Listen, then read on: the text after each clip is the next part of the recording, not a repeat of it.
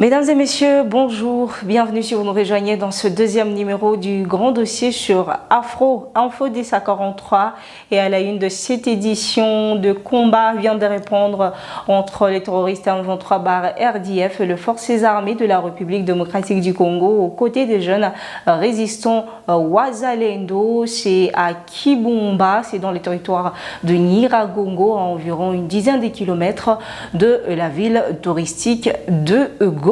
Et toujours parlant de la sécurité, M. Bakoulou Mouima, âgé de 54 ans, est l'un des notables Houndé de Kibirizi, vient d'être tué ce matin à 6 h du matin à Kibirizi, à son domicile, par deux éléments de terroristes du M23 RDF.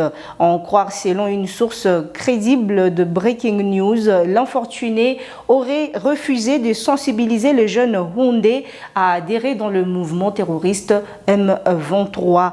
L'ordre d'éliminer cet innocent et homme de Dieu et son état serait venu de Jean-Louis Koulou. Son corps gît sur le sol dans la cour de son domicile. Toujours dans ces chapitres, après l'épilonnage de la colline de Ndumba, comme vous l'avez suivi dans notre précédente vidéo, la colline de Ndumba surplombant les villages de Chacha par les forces armées de la République démocratique du Congo. La journée d'hier vendredi, les lignes n'ont pas bougé. Et tout l'après-midi d'hier jusqu'à 19 h, car l'armée congolaise a pilonné à distance les positions stratégiques des terroristes M23 RDF dans le hauteur des Mouchaki, sans aucune confrontation sur le sol n'est soit entreprise.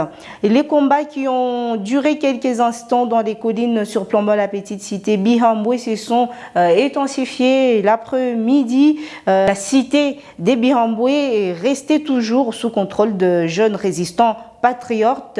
Et toujours parlant de terroristes du M23, aujourd'hui 23 mars 2024, la situation est calme sur l'axe Sake-Minova, Sake-Kichanga pour l'instant. Cette date d'aujourd'hui 23 mars nous rappelle un triste mémoire pour la population congolaise et celle de l'Est en particulier. Le 29 mars 2009, c'était la fin de la guerre CNDP du célèbre seigneur des guerres Laurent Kunda à l'issue des accords du 23 mars 2009 à l'ULPGL Goma. Laurent Kunda avait créé cette rébellion de son refus de rejoindre le mixage après l'épisode RCD. Le 4 avril 2012, par frustration, Sultani Makenga Boskota Ganda, qui était responsable du programme Amanileo Kivu, vont faire défection et lanceront des assauts sur plusieurs entités en territoire de Rutshuru avec la nouvelle rébellion du M23 qui finira par prendre le contrôle de la ville de Goma le 20 novembre 2012 pendant 11 jours avant d'être contraint de s'y retirer. Plus tard, le 5 novembre 2013, cette rébellion sera défaite par les forces armées de la République démocratique du Congo sous l'égide du général Baouma Ambamba, les colonels Mamadou Ndala et les autres pendant le règne de Joseph Kabila. Et en novembre 2021, les M23 des tristes mémoires va renaître avec le même motif de frustration et revendication avant qu'il soit démasqué comme une machine mise en avant par le Rwanda pour le VIT expansionniste pour continuer à piller les ressources minières de la RDC. Depuis novembre 2021, en ce jour, plusieurs milliers de personnes ont été tuées et des milliers d'autres poussées à fuir leurs milliers suite à la guerre du M23 soutenue par le Rwanda, selon plusieurs rapports des experts des Nations Unies. Allons un peu plus loin. Le président Félix Antoine Tshisekedi est arrivé aujourd'hui matin à Lusaka pour un sommet de la SADC consacré à la République démocratique du Congo. Le président Félix Antoine Tshisekedi est allé en Zambie pour participer au sommet extraordinaire de la communauté de développement de l'Afrique australe, SADC, sur la sécurité dans l'est de la RDC et à Cabo Delgado en Mozambique.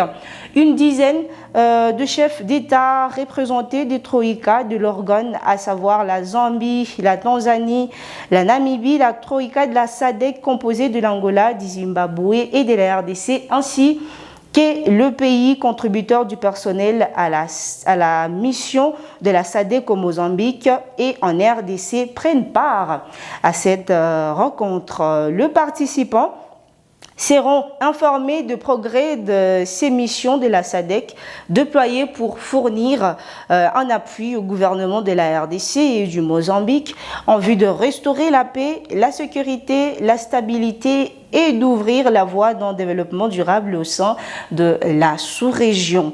Le sommet a été précédé d'une série de rencontres des experts militaires et des ministres de la SADC, le vice-premier ministre, ministre de la Défense Jean-Pierre Bemba et Christophe Lutundula, le ministre des Affaires étrangères, le haut représentant Serge Chibangu, les chefs d'état-major de forces armées de la RDC, le général d'armée Christian Chiwewe et d'autres experts font partie de la délégation présidentielle à ce sommet de Lusaka, a fait savoir la cellule de communication du président de la République.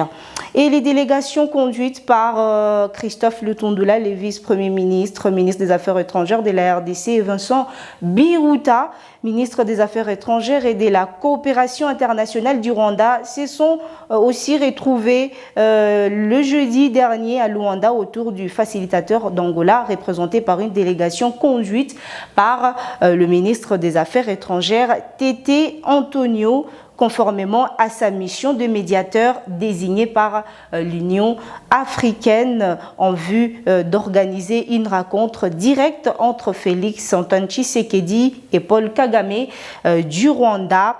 Les délégations ministérielles de ces deux pays se sont penchées sur la situation sécuritaire dans l'est de la RDC avant la rencontre proprement dite de deux chefs d'État. Selon un communiqué, la réunion ministérielle s'est déroulée dans un climat cordial, agréable et serein, marqué par l'optimisme quant à la réalisation d'une paix durable. Le ministre étant convenu à l'occasion de tenir une deuxième réunion au niveau du ministériel d'ici quelques jours à la capitale angolaise. La réunion visait à relancer les bases d'un dialogue constructif et du processus de paix, de stabilité et de sécurité en République démocratique du Congo. Et toujours parlons de la situation sécuritaire qui prévaut à l'est de la RDC. Les déplacés ne cessent de venir dans différents camps des déplacés ici à l'est de la République démocratique du Congo. Les conditions de vie sont déplorables. Vos aides sont le bienvenu. Vous avez notre numéro, vous avez le numéro de notre consoeur Santish Singa.